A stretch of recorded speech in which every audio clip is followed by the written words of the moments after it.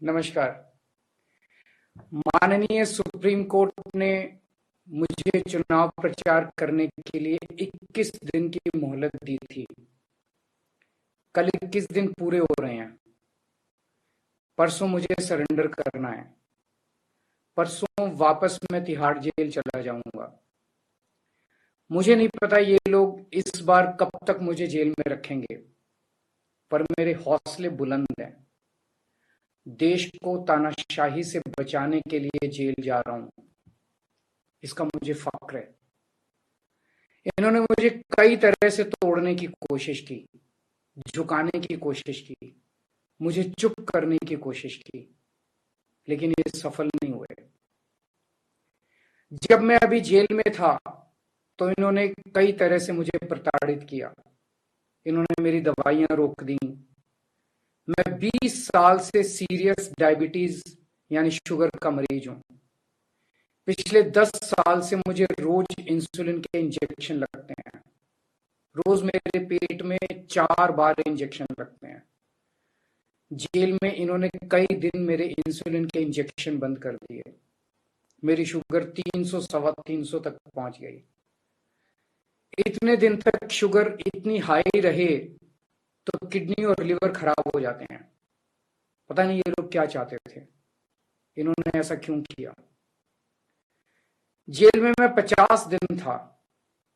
इन 50 दिनों में मेरा 6 परसों मुझे सरेंडर करना है। परसों वापस मैं तिहाड़ जेल चला जाऊंगा। मुझे नहीं पता ये लोग इस बार कब तक मुझे जेल में रखेंगे, पर मेरे हौसले बुलंद हैं। देश को तानाशाही से बचाने के लिए जेल जा रहा हूं, इसका मुझे फक्र है। इन्होंने मुझे कई तरह से तोड़ने की कोशिश की, झुकाने की कोशिश की, मुझे चुप करने की कोशिश की, लेकिन ये सफल नहीं हुए। जब मैं अभी जेल में था तो इन्होंने कई तरह से मुझे प्रताड़ित किया। इन्होंने मेरी दवाइयां रोक दी। मैं 20 साल से सीरियस डायबिटीज यानी शुगर का मरीज हूं। पिछले 10 साल से मुझे रोज इंसुलिन के इंजेक्शन लगते हैं। रोज मेरे पेट में 4 बार इंजेक्शन लगते हैं। जेल में इन्होंने कई दिन मेरे इंसुलिन के इंजेक्शन बंद कर दिए। मेरी शुगर 300 सवा 300 तक पहुंच गई। इतने दिन तक शुगर इतनी हाई रहे तो किडनी और लिवर खराब हो जाते हैं। पता नहीं ये लोग क्या चाहते थे, इन्होंने ऐसा क्यों किया। जेल में मैं 50 दिन था। इन 50 दिनों में मेरा 6 किलो वजन कम हो गया। जब मैं जेल गया तब मेरा वजन 70 किलो था, आज 64 किलो है। जेल से छूटने के बाद भी वजन नहीं बढ़ रहा। डॉक्टर कह रहे हैं कि यह शरीर में किसी बड़ी बीमारी का भी संकेत हो सकता है। कई टेस्ट करवाने की जरूरत है। मेरे यूरिन में भी कीटोन लेवल बहुत ज्यादा हो गया है। परसों मैं सरेंडर करूंगा। सरेंडर करने के लिए लगभग दोपहर 3 बजे अपने घर से निकलूंगा। हो सकता है ये इस बार मुझे और ज्यादा प्रताड़ित करें, लेकिन मैं झुकूंगा नहीं। आप अपना ख्याल रखना। मुझे जेल में आपकी बहुत चिंता रहती है। आप खुश रहेंगे तो आपका केजरीवाल भी खुश रहेगा।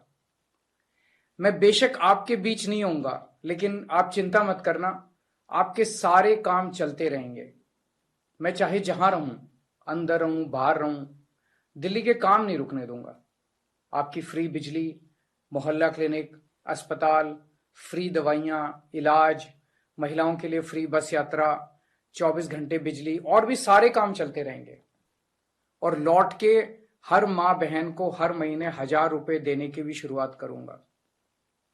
मैंने हमेशा आपके परिवार का बेटा बन के अपना फर्ज निभाया है।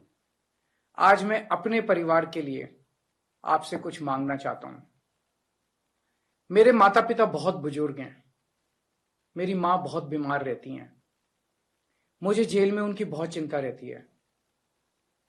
मेरे पीछे से मेरे माता पिता का ख्याल रखना, उनके लिए दुआ करना, भगवान से प्रार्थना करना। दुआ में बड़ी ताकत होती है। आप मेरी माँ के लिए रोज प्रार्थना करेंगे तो वो जरूर स्वस्थ रहेंगी। मेरी पत्नी सुनीता बहुत मजबूत हैं। उन्होंने जिंदगी के हर मुश्किल वक्त में मेरा साथ दिया है। जब मुश्किल वक्त आता है तो पूरा परिवार एकजुट हो जाता है। आप सबने मुश्किल वक्त में मेरा बहुत साथ दिया है। हम सब मिलके तानाशाही से लड़ रहे हैं। देश को बचाने के लिए यदि मुझे कुछ हो जाए, यदि मेरे प्राण भी चले जाएं, तो गम मत करना। आपकी प्रार्थनाओं की वजह से ही आज मैं जिंदा हूं और आगे भी आपका आशीर्वाद मेरी रक्षा करेगा।